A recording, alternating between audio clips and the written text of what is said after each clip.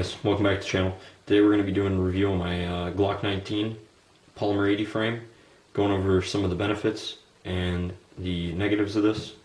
Let's get into it. First we'll dig into really what the Polymer 80 is, and that is just the frame. So I'm going to strip this down and show you guys what I'm talking about.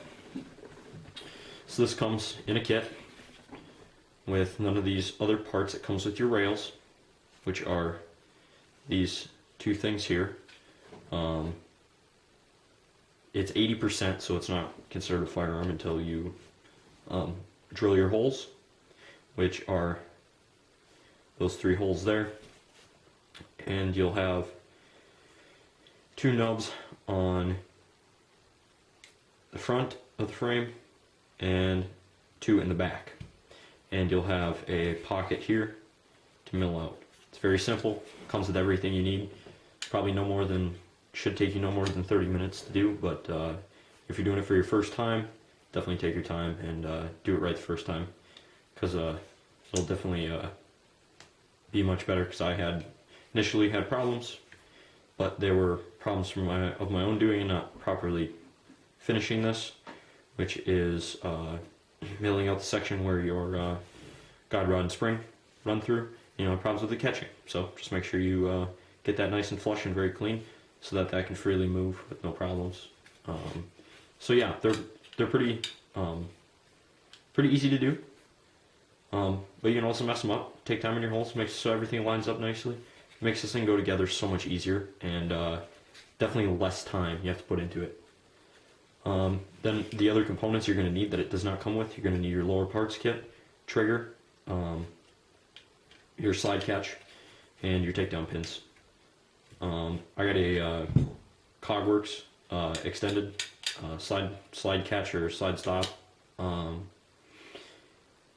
this. That's all I got in the lower right now. I'm looking at a Timney trigger, but we'll see how that goes. And then the one other thing you're going to need, or one of the other components, you're going to need a slide, barrel, guide rod, and spring, and all the rest of your slide components, all the rest of your internals.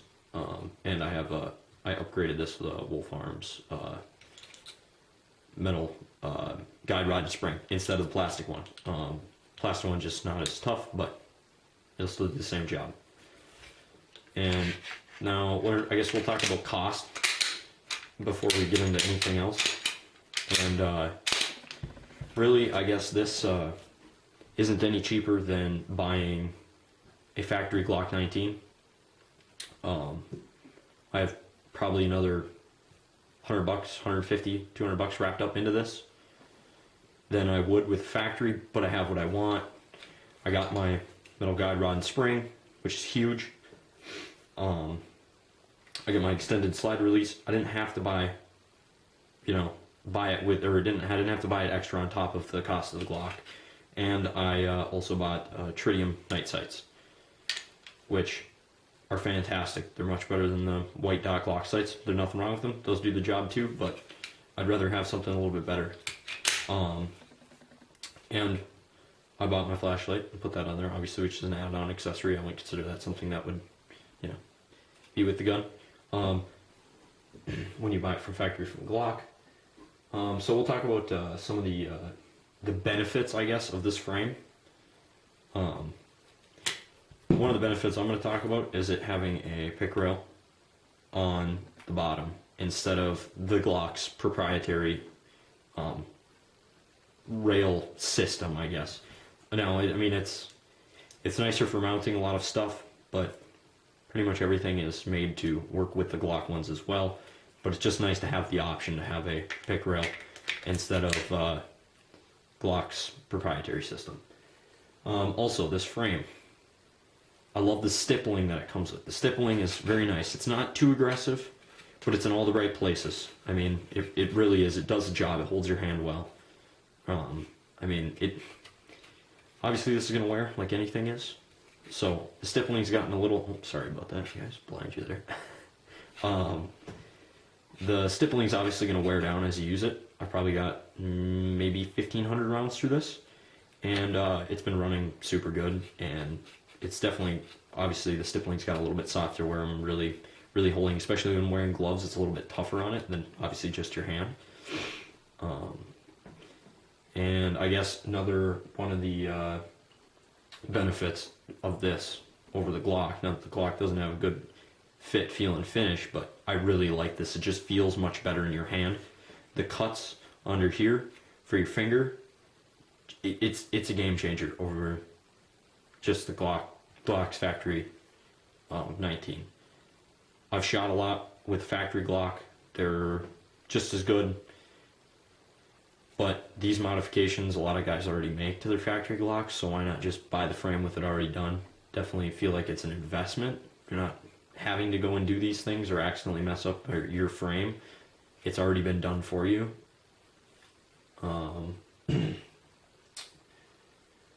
And I think that's really, well, and then I guess the customization is another one, straight from the get-go. No getting rid of other parts and putting new ones on. You're just building it how you want it.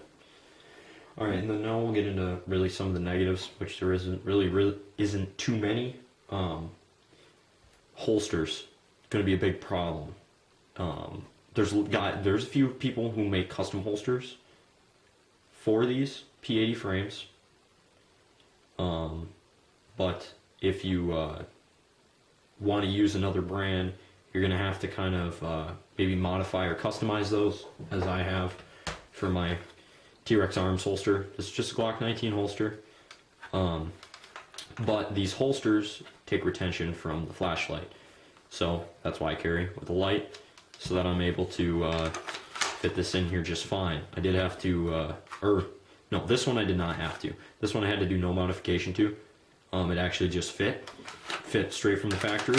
I'm not saying that's going to go for all of the P80s with T-Rex Arms holsters, because I have a Ragnarok also from T-Rex Arms, and that holster I did have to heat up a little bit, but because it has that pec rail down there, it pushes it out just a little bit, enough where it rubs on the rail.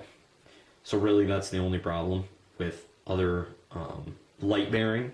I'm just talking about light bearing too, to make that clear. Just light bearing ones. In my experience, light bearing holsters are the ones that are going to work much better and be really easily modified and not have to really mess with anything. Now, if you're talking ones that mounting to the trigger guard or actually flush mounting or tight to that rail, you're going to have problems because obviously it's not going to fit. It's not meant for this shape and that rail being there. So you're probably going to have to get a custom holster, which really it's seeming not to be much of a big deal anymore. When I first bought this, I couldn't find anything, and now there's a lot more of them out there. Yeah, and also some accessories might not work with this as well, just because it's not a Glock. I mean, it's a Glock-like frame, but it's not the same. So some accessories might not fit. Mag wells. Really, actually, I think that's it. Mag wells for this. And obviously holsters and some stuff like that. But because all of these parts are the same, they're all Gen 3 components. And I didn't mention that. All Gen 3 components in these frames. So yeah, I think that's all I got for you guys. Yeah, that's everything I got. If you're new to the channel, please like, comment, subscribe, and check out the Instagram. And I'll see you guys in the next one. Have a good one.